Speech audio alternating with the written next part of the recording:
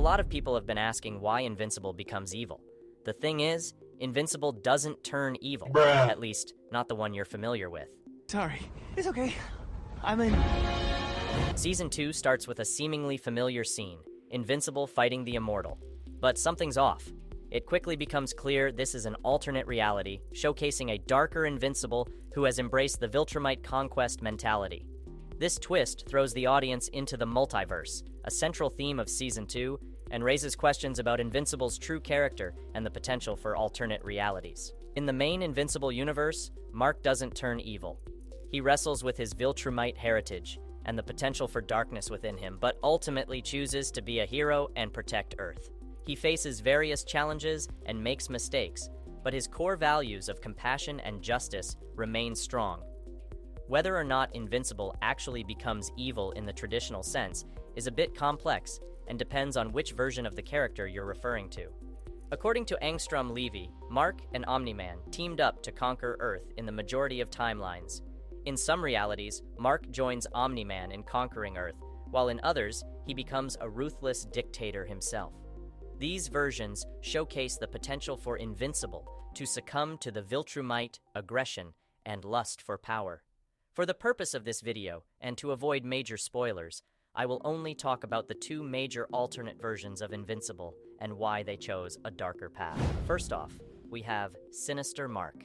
In this dimension, someone killed Sinister Mark's mother Debbie in his childhood house, which is what most likely turned him evil.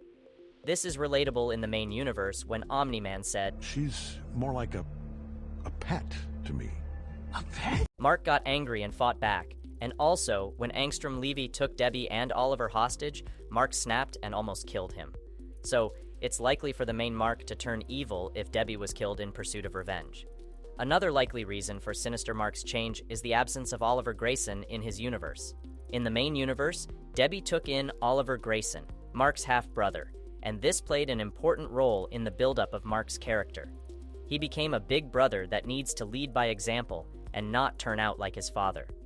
Besides, people in Sinister Mark's universe are more evil than usual. For instance, Duncan Roseblatt, Fire Breather, of his dimension is known as the King of all monsters, and one of the most ferocious villains Sinister Mark has ever faced.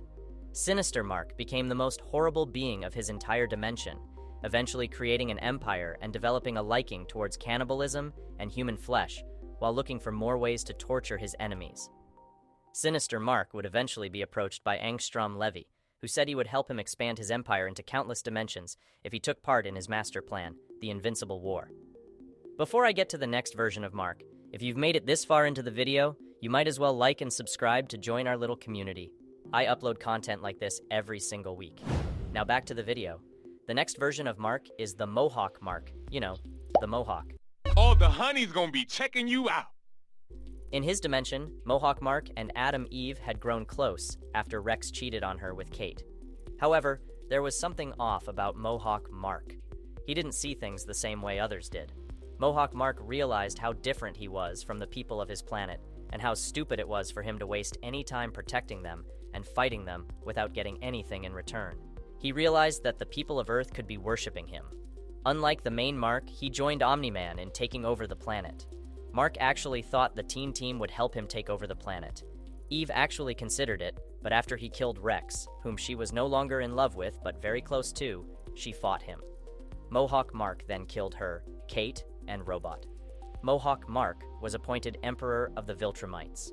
They took over Earth and set up their high-tech power center citadel in the Pentagon, and General Craig was appointed to oversee the Science Commission. With Earth scientists they likely enslaved. Like he did with Sinister Mark, Angstrom Levy would offer him assistance in expanding his empire to other dimensions. Mohawk Mark accepted his offer and also took part in the Invincible War. The very existence of the multiverse can play a psychological trick.